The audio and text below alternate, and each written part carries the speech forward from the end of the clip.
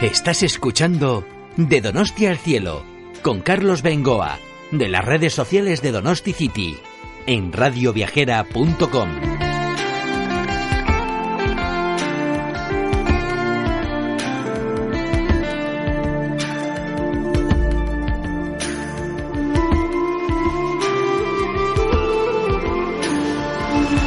Hola, ¿qué tal, amigos de Radio Viajera, amigos de Donosti City? El saludo, un podcast más desde Donosti San Sebastián, el programa de las redes sociales de Donosti City, que os saluda un podcast más desde la desembocadura del río Urumea.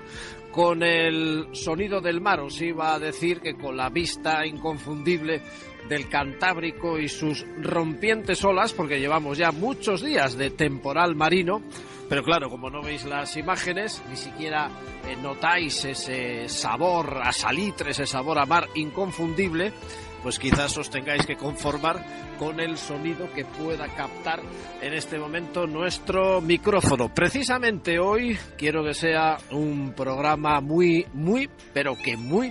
aventurero, porque vamos a tener la oportunidad de charlar en unos instantes con Sebastián Álvaro, uno de los periodistas de aventura más importante, por no decir el que más, en nuestro país. Ha sido el creador de Al Filo de lo Imposible, uno de los programas bandera de Televisión Española, uno de esos programas que los aficionados a las aventuras, a los viajes, a la naturaleza, no nos queríamos perder bajo ningún concepto. Ha realizado este hombre, entre otras muchas cosas, más de 230 expediciones, todas ellas complicadísimas, a los dos polos, a la cordillera del Himalaya, y además, por lo que nos va a contar, ahora le vais a poder escuchar, va a realizar su próxima experiencia, su próxima aventura, todo ello para contárnoslo luego en extraordinarios documentales, a realizar la ruta de Juan Sebastián Elcano. Y precisamente de Elcano hablaremos también con el director del Museo Naval de San Sebastián, que es un hombre que conoce perfectísimamente la historia de Juan Sebastián Elcano, que está ya cumpliendo su efeméride 500. Ya hace 500 años que partió de Sanlúcar de Barrameda y tendría que ser dentro de 3, cuando termina la aventura, cuando termina la expedición, el regreso de nuevo a buen puerto, regreso que realizó de aquella manera, pero que sin duda alguna ha sido uno de los grandes hitos en la historia de la humanidad. Bueno, pues enseguida vais a escuchar a Sebastián Álvaro y con posterioridad a Xavier Alberdi, porque hoy vivimos un podcast muy de aventuras, las aventuras de Al Filo de lo Imposible y las aventuras de Juan Sebastián Elcano. Espero que sea de vuestro agrado este podcast. Y precisamente ahora se han calmado un poquito las olas aquí en la desembocadura del río, pero puede que las hayamos tenido cuando menos en su sonido en la compañía de los micrófonos de Radio Diario. Desde San Sebastián, un saludo a todos.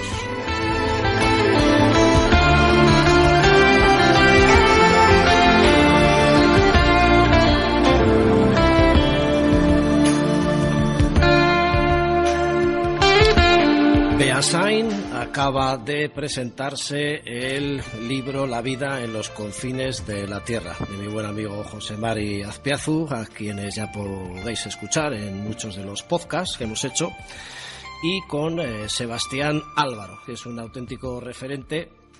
Y tengo que decir que para los seguidores que tenemos aquí en una emisora viajera, aventurera, pues seguro que sabéis quién es. Es el director de un programa referente de Televisión Española como Al Filo de lo Imposible y otras también, y aventurero nato. Ya iba a decir que peina canas, pero vamos, sí, nos saca traineras de vida y de energía a nosotros. Después de la presentación hemos venido aquí al restaurante Archai Enea. Y pues bueno, pues en torno a una mesa salen tantas cosas que yo sinceramente no sabría por dónde empezar. Sebastián Álvaro, muy buenas. Hola, buenas.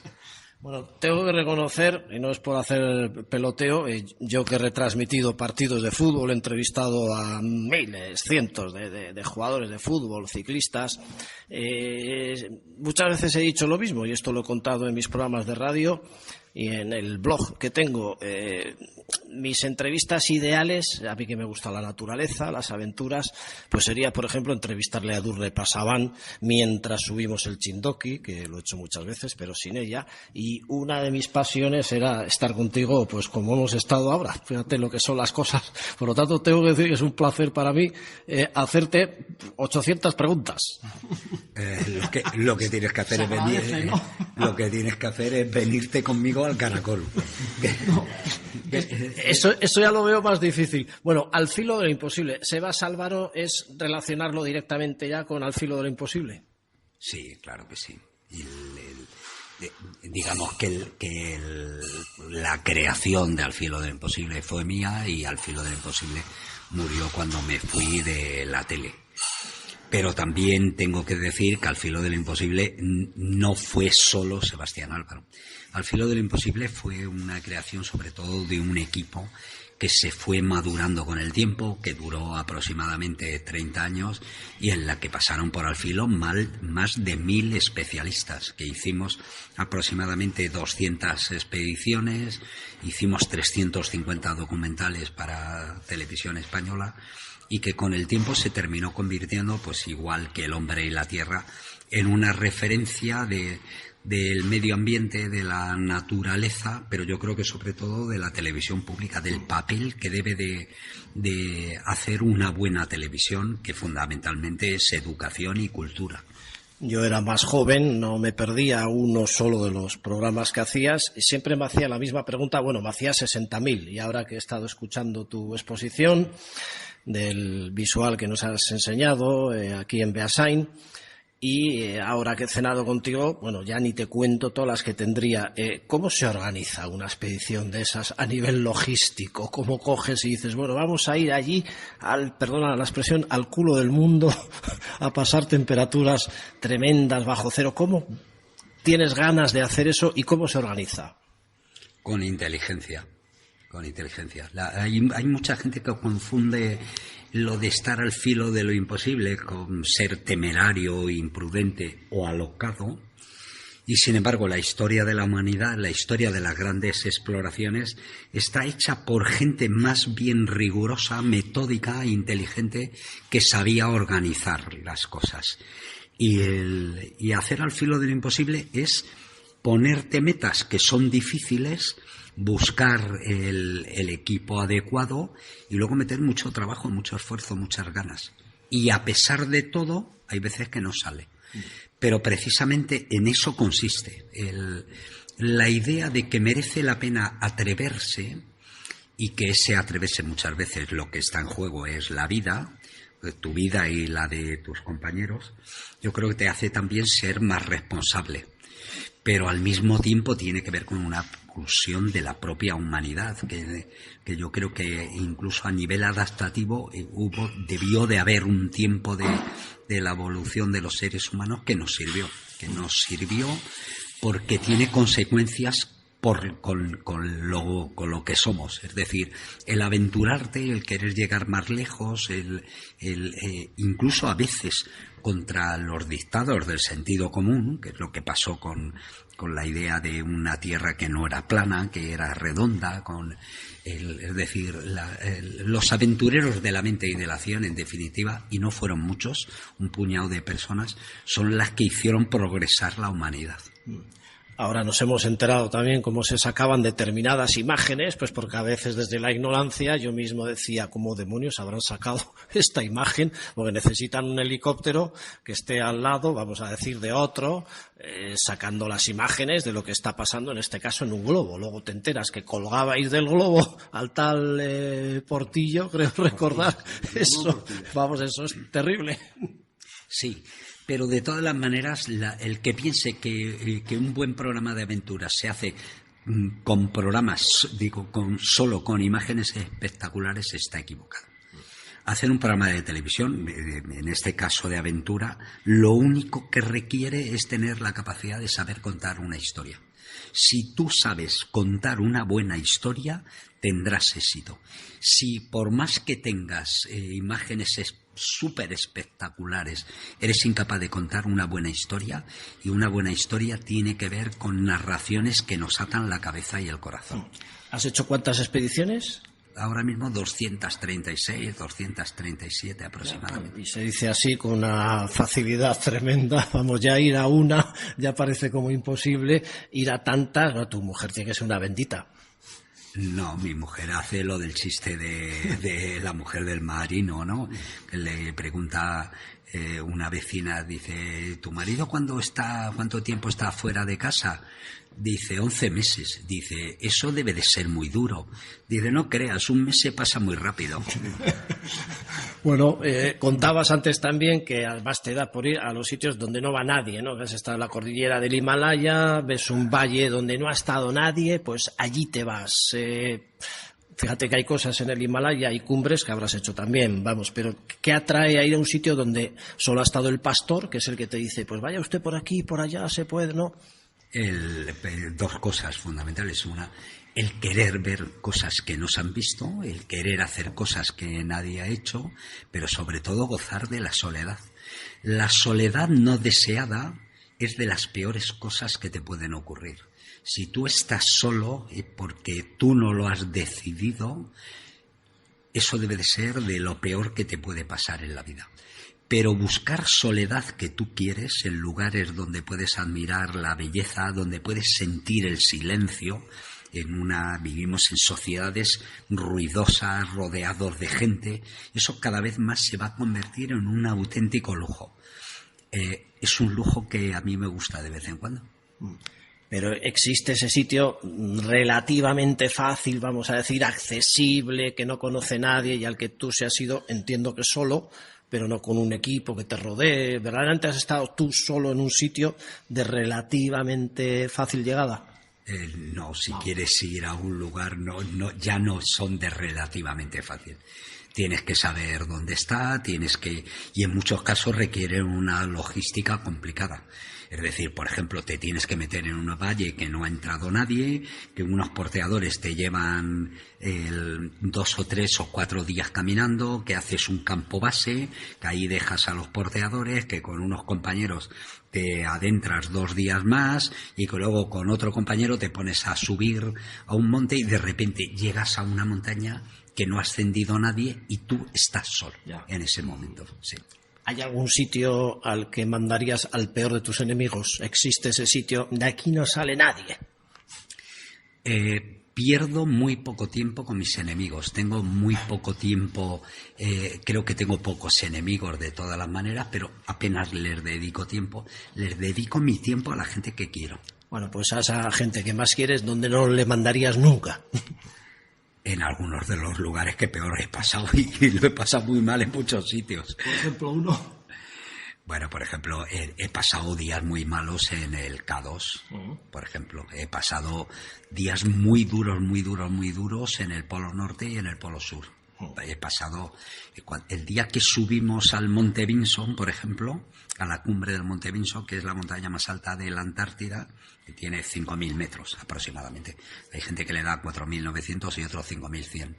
Llevábamos un termómetro colgado de la ropa, del mono de pluma. Nos levantamos y el termómetro marcaba lo máximo que podía marcar por debajo, que era 35 grados bajo cero. Estuvimos prácticamente 24 horas caminando con esa temperatura hasta que regresamos después de hacer cumbre. Y ese día lo pasamos muy mal. Por la pasión que has puesto en el documental que nos has presentado, que se ve que te lo sabes de memoria, porque no he visto nunca una narración de documental sin un solo apunte y sin guión. Ha sido maravilloso. Tienes auténtica pasión por Shackleton. Tengo verdadera pasión por la historia de la exploración y de algunos periodos históricos que me interesan mucho. Me interesa mucho el periodo de Alejandro Magno, me interesa mucho el periodo del siglo de oro español, que no, más que un siglo son casi 2, pero sobre todo me interesa mucho la aventura moderna. Y eso viene a ser entre 1786, cuando nace el alpinismo, cuando se hace la primera ascensión al Mont Blanc, y eso termina ese periodo, digamos que termina en 1964 cuando se escala el último 8000. Ese tiempo me parece que es heroico, cuando tenemos herramientas pero ya no tenemos la sofisticación que tenemos hoy en día, es decir, cuando hay un apartado que depende mucho de la voluntad, del esfuerzo de la gente, ¿no? Y luego me parece que son auténticos héroes en muchos aspectos.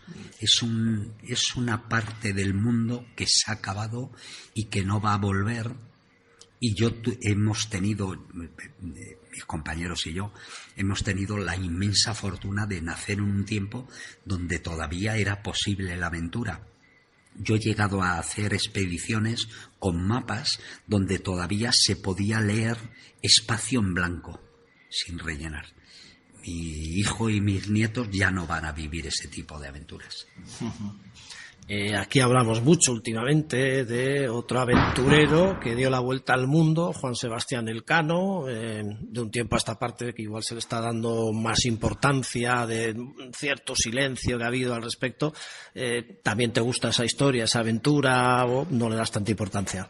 La voy a recrear. Sí. Mira, salta la noticia, que solemos decir, ¿o cómo va esto? No, en marzo la Comisión Nacional del Quinto Centenario de la Vuelta al Mundo de Magallanes Elcano me aprobó un proyecto que se llama Las últimas fronteras del planeta, que voy a reconstruir la navegación de Magallanes Elcano, la de Pedro Sarmiento de Gamboa y la de Juan Ladrillero, en un apartado geográfico que es el Patagonia y Tierra de Fuego. Vamos a hacer un programa así, varios documentales, 8 o 10 documentales, que van a tener como objetivo contar una historia que me parece que es la gran... cómo el mundo cambia por los grandes navegantes del siglo XVI en esa zona del planeta. Porque en realidad el mundo era conocido desde... Los portugueses ya habían llegado a las islas de la Especiaria, por un lado, y por otro lado los españoles habían llegado a la costa oriental de América. Así que la clave era la navegación del sur de América. Y eso lo va a hacer una gente que, en contra de nuestra idea actual, porque eran rudos, eran ignorantes, esa gente, sin embargo, tenían la mayor tecnología de su tiempo. Eran los mejores navegantes y luego además tenía la gente, sin lugar a dudas, más dispuesta a esforzarse y sacrificarse que había. Y por eso lo lograron, sin más. Bueno, hoy en día ya con los teléfonos móviles, los WhatsApps, ya entendemos que no hay tanto problema de que se pueda perder uno, ¿no? La gran diferencia con aquellas locuras de hacer ese tipo de expediciones, la de Shackleton, la del Elcano, bueno, cualquier otra. En fin, ¿cómo conociste a José Mari Azpiazu? Que también me pica la curiosidad. Él ya me dijo en su día cómo te conoció a ti. Bueno, yo le conocía por el libro. A mí siempre me pareció que el libro que escribió de alpinismo español en el mundo, el primer tomo, que el segundo tendría, ayer le reprocharon que todavía no lo ha hecho, a ver si se pone a trabajar en vez de mandarme a trabajar a mí, le conocía de allí. Y luego estuve en Azpeitia porque tenemos un amigo común que es Josu Berece Artúa, que fue a presentar un libro, estuvo y a partir de ahí nos conocimos. Luego tiene la virtud de él no trabajar, pero hacer trabajar al resto de la gente que está con él. Y eso parece que no, pero no deja de ser una cualidad. Oye, José Mari Azpiazu... perdona. Alguien tenía que cargarse una botella, menos mal que estaba vacía. José Mari, la vida a los confines de la Tierra. Cuéntanos, así un poco por encima, ¿qué pretendes con este libro? ¿Qué pretendéis? Bueno, en primer lugar, yo me he dedicado a... Vamos, ya vemos que trabajas poco, pero lo dices. Bueno, trabajo poquísimo, joder. Yo soy el patrón y este señor es el marinero, ¿sabes? El proletario, el puñetero de él. Y bueno, nos repartimos las tareas. No vamos a hablar de porcentajes de reparto, ¿no? No, pero vamos, nos repartimos las tareas. Yo creo que un porcentaje proporcional. Y operamos como una cordada de montaña, igual. A ratos uno va de primero, el otro va de segundo, otras veces va uno de primero, vamos. No, yo creo que somos una cordada, no sé si perfecta, pero casi perfecta.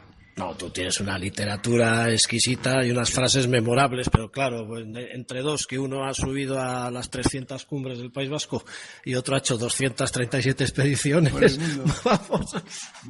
Bueno, la verdad es que tenemos el mismo espíritu. Alguien tiene que trabajar. Tenemos el mismo espíritu y lo más importante, tenemos la misma inquietud, independientemente de que Sebas haya hecho casi 300, pero son más de 236. Haya hecho... tenemos la misma inquietud. Yo creo que una misma manera de entender la montaña y también la filosofía aventurera.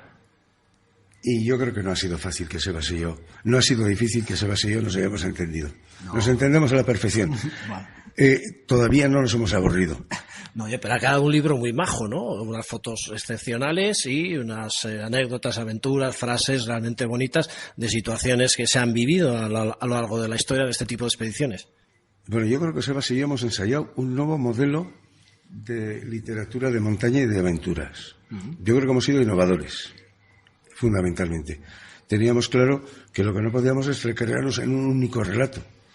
Como he dicho antes, hemos parcelado toda la gran documentación que nace del legado y de la investigación que hemos hecho, y a partir de haberlo parcelado, pues yo creo que hemos hecho... No te sabría cuantificar, pero bastantes relatos juntos. Y aparte hemos entresacado infinidad de frases, de las cuales hemos seleccionado las más adecuadas porque nos parecen las más motivadoras para combatir la apatía, la desilusión y los momentos flojos también de la persona, que todos tenemos, para que haya una comparativa con lo que vivieron otros. Oye, pues un placer, los dos fenómenos estar aquí. Podríamos estar 60 horas hablando y bueno... posible. Porque tenemos mucha experiencia. Primero compartimos una generación, que eso es muchas veces más importante. Pero la segunda, porque tenemos mucha experiencia en la desilusión. Nosotros nos forjamos en las novias que nos dejaron cuando éramos jóvenes. Y entonces eso nos llevó inmediatamente a cometer aventuras y sobre todo saber cómo se enfrenta a la adversidad. Bueno, pues Sebas, encantado, Muchas gracias, Sebas. Gracias a vosotros. Gracias, José Mari. Yo tengo que decirte que a Sebas le quiero mucho y que aprendo de él. Se nota, Espero que él aprenda algo de mí. No sé qué. A lo mejor a roncar. Vale. Bueno, gracias también a Xavier Matarranz, el concejal de Cultura del Ayuntamiento de Beasain. Sí, pero que se me está acabando. No sé si puedo pasar de 19 minutos. Por si acaso ya vamos a tener que despedir. Y hemos estado aquí en el Archay Enea, ¿no? ¿Me habéis dicho meto la pata? No, en el Archay Enea, que hemos cenado fenomenal. Un caserío antiguo, magnífico, aquí un poquito apartado de Beasain. Y la verdad que hemos estado súper a gusto y espero que os haya... ¿Qué me dices del Ayuntamiento, José Mari? Que hay que darle gracias al Ayuntamiento porque hoy estaba en ello. Estamos aquí. Estaba en ello. Muy bien, muchas gracias a todos.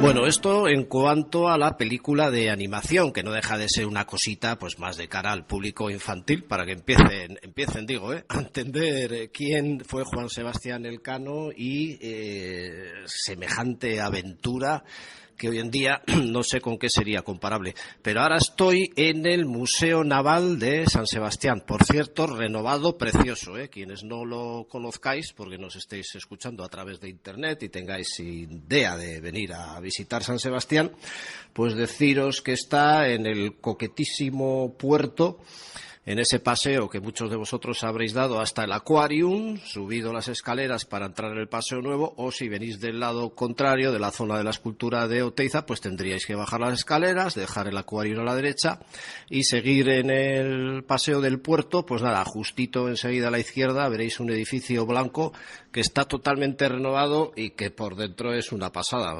Aprovecho para matar varios pájaros de un tiro. El director del Museo Naval es Xavier Alberdi. Muy buenas, Xavier. Muy buenas. Mira, que estábamos hablando del Cano, que es a lo que he venido hoy aquí, pero ya viendo que estamos dentro del Museo Naval, le habéis dado una vuelta importante, ¿eh? Sí, hemos renovado el edificio, realmente lo necesitaba, tenía problemas de accesibilidad, eso fue de alguna manera el desencadenante, ¿no?, de las obras. Pero eso ha permitido también optimizar las salas y realmente pues ha ganado mucho en espacio expositivo.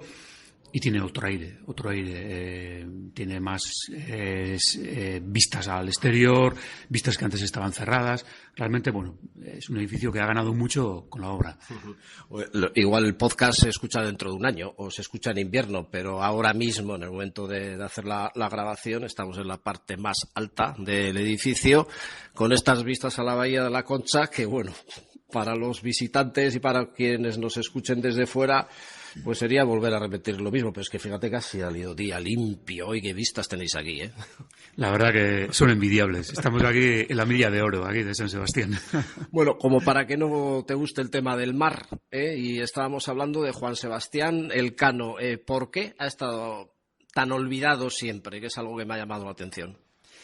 Sí, hay motivos históricos que han motivado ese olvido, ¿no? Ese hecho, ese arrinconamiento del Cano, de los libros, ¿no? Bueno, por una parte, Pigafetta, que es quien va a publicar la primera descripción de la Vuelta al Mundo. Sí, digamos un poco el periodista que llevó la expedición, ¿no? Eso es, sí. Hay varios relatos del viaje, pero de esos relatos el único que se publicó en el siglo XVI, nada más llegar de dar la Vuelta al Mundo, va a ser la versión de Pigafetta.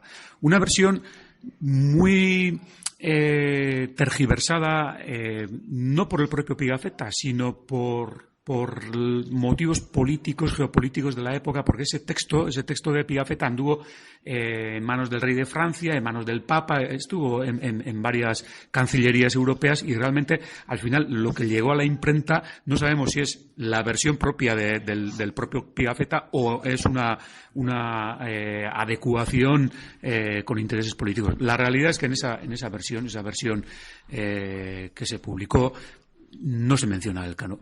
Pigafetta no hace ninguna mención a Elcano, con lo cual la versión que la Europa del Renacimiento, la Europa que acaba de inventar la imprenta, que acaba de inventar el principal medio de difusión de ideas y de conocimiento que estuvo en vigor hasta que los aparatos electromagnéticos ya en el siglo XX de alguna manera ocuparan esa primacía. Estamos hablando de eso, ¿no? Estamos hablando de un momento en el que se ha inventado el Internet del siglo XVI, que es la imprenta, y en ese medio no se hace mención al Elcano. Esa va a ser la primera causa.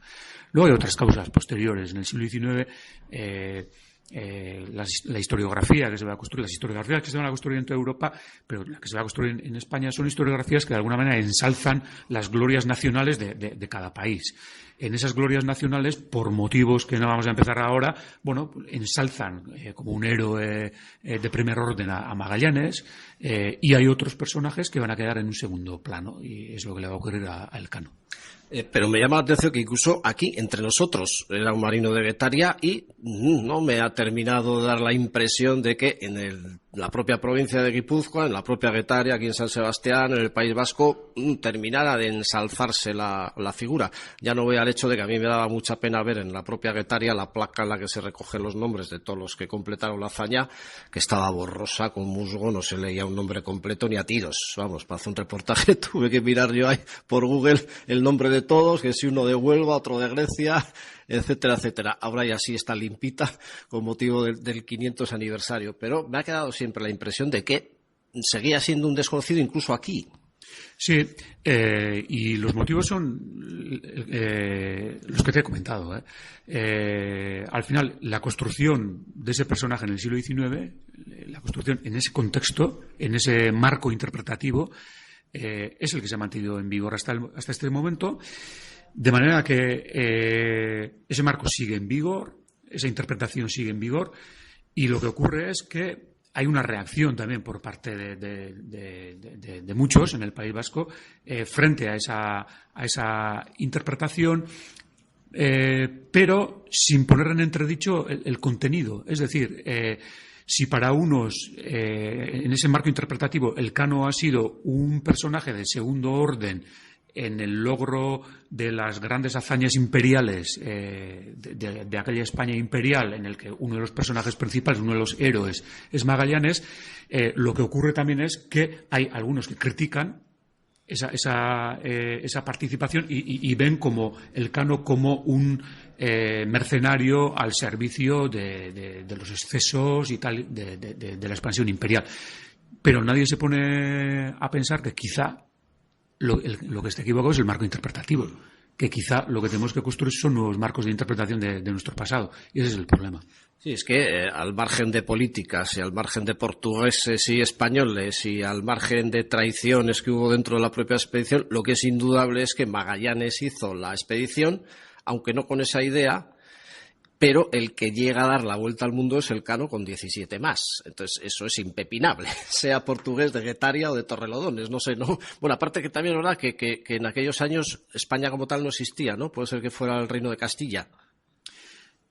A ver, España como tal, España existía como un concepto geográfico y va a empezar a existir como un concepto político, pero no como un Estado, como podemos entender hoy en día, sino como una construcción que integra a varios reinos, y efectivamente Castilla va a ser el reino que va a financiar, el reino que va a protagonizar toda la expansión marítima en América y también la expansión oceánica. Y decía que no era ese el objetivo inicial, ¿no? Era otro bien distinto. Eso es, el objetivo de Magallanes no era dar la vuelta al mundo, no era de ninguna manera era ese el objetivo. De hecho, las capitulaciones o las condiciones que firmó con la corona para organizar esa expedición establecían la prohibición de que penetrara en el ámbito que se suponía que era de los portugueses, que estaba asignado al imperio portugués. Con lo cual, si hay que darle la vuelta al mundo, vamos, es impepinable que haya que entrar en la demarcación portuguesa. Con lo cual, el objetivo de Magallanes es... además estaría mal visto Magallanes porque interpretaban que traicionó a Portugal pues por venderse al rey de Castilla en ese momento. Efectivamente, ¿no? efectivamente, ¿no? Pues, como para pasar por el mar portugués. Eso, imagínate si le apresan, ¿no? Sí, si le apresan sus propios conciudadanos, pues lo que va a ocurrir, ¿no? Entonces, realmente, Magallanes tiene dos objetivos principales. Uno, localizar un paso que teóricamente pensaban que debía existir entre el Océano Atlántico y el Pacífico. Había que encontrar un paso, ellos teóricamente pensaban que tenía que existir. Había habido varias expediciones antes de Magallanes tratando de encontrar ese paso entre los dos océanos, y bueno, Magallanes va a tener la suerte va a encontrar el estrecho de Magallanes, ¿no? Entonces, ese es el primer objetivo, y el segundo objetivo es construir o establecer una ruta viable de comunicación entre España y las Molucas, de manera que, sin tener que pasar por esa demarcación portuguesa, se pueda establecer una ruta de comunicación, una ruta comercial que directamente vincule a los puertos españoles con el origen de las riquezas de Oriente, pues de las especias, de las sedas de China, etcétera. Ese era el objetivo. Hay que aclarar también que el mar, por decirlo mal y pronto, la mitad era portugués y la otra mitad castellano, ¿no? Efectivamente. En el Tratado de Tordesillas, Portugal y España de alguna manera se repartieron el mundo como si fuera una manzana que cogemos y lo dividimos por la mitad.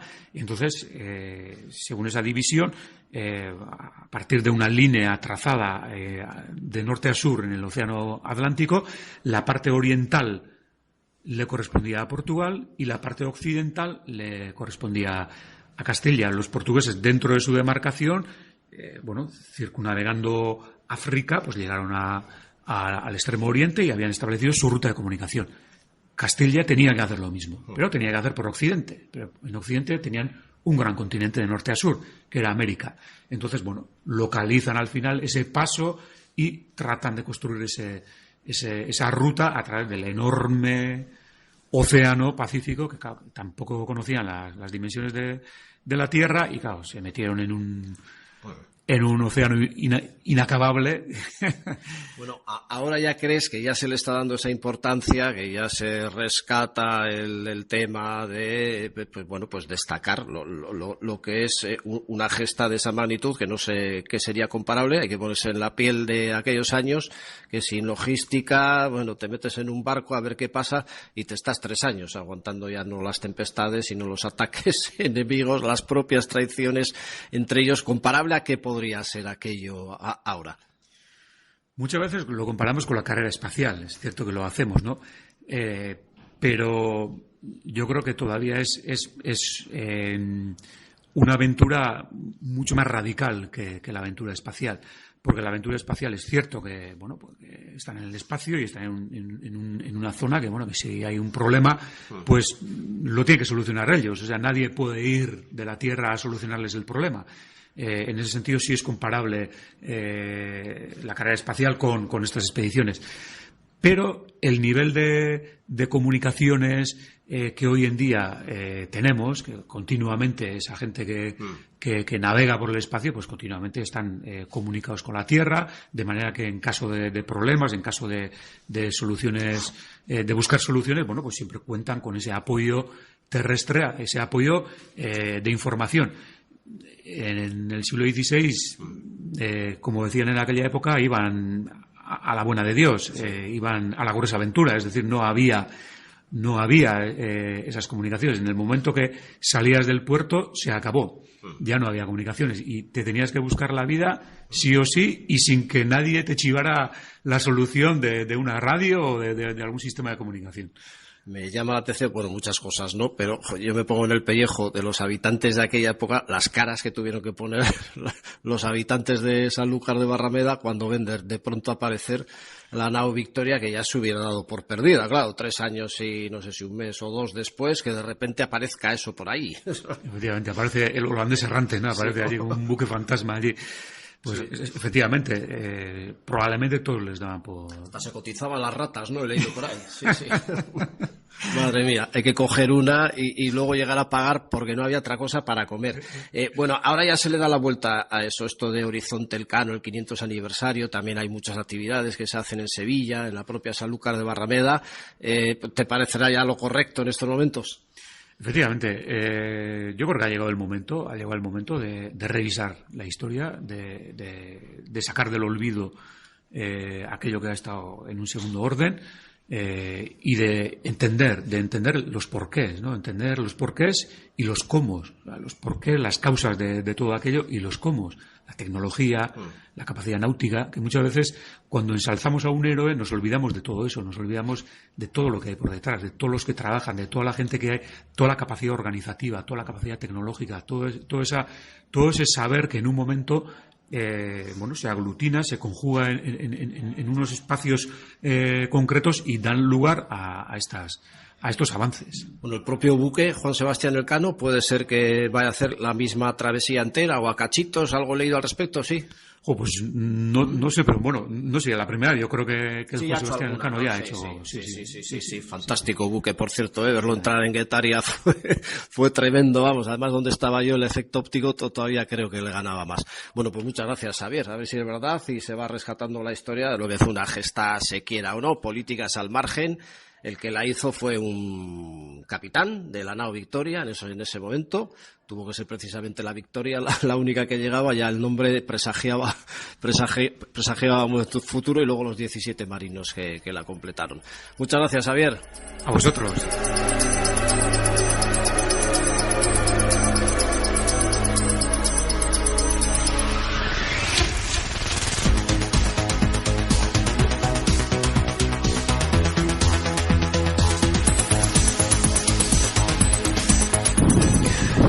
Bueno, amigos, pues ya veis que hoy hemos tenido un día muy de aventuras. Primero, esas experiencias, esas vivencias. Yo creo que ha sido importante gozar de esa entrevista con Sebastián Álvaro, director y creador de Al filo de lo imposible, y después de conocer tantísimos detalles de las aventuras de Juan Sebastián Elcano. Estas cosas os contamos de San Sebastián, los amigos de las redes sociales de Donosti City. Podéis seguir, como siempre os decimos, nuestro blog en donosticity.org, un blog que tiene entre las 15.000 y 18.000 visitas mensuales, que yo creo que no está nada mal, con muchas propuestas, excursiones, planes, reportajes, actualidad.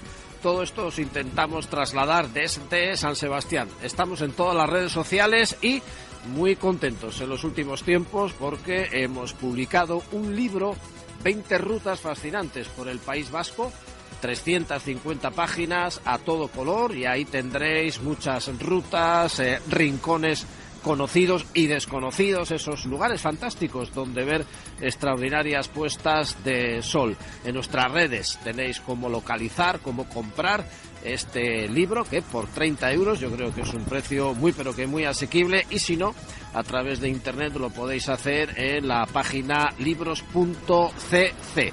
Esto es lo que os contamos, os intentamos contar cada semana en nuestros podcasts de Radio Viajera, los programas de Donosti al Cielo, el programa de las redes sociales de Donosti City. Un saludo desde Donosti San Sebastián, un saludo de Carlos Bengoa. ¡Agur!